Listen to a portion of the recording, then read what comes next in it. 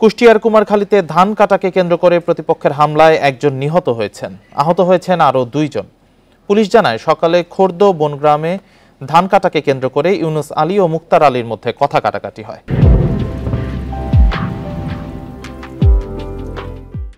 এক পর্যায়ে মুক্তার আলী ও তার লোকজন মিলে ইউনুস আলীকে ধারালো অস্ত্র দিয়ে কুপিয়ে জখম করেন।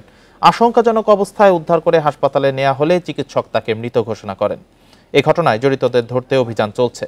অপ্রীতিকর পরিস্থিতি এড়াতে ওই এলাকায় মোতায়েন রয়েছে অতিরিক্ত পুলিশ।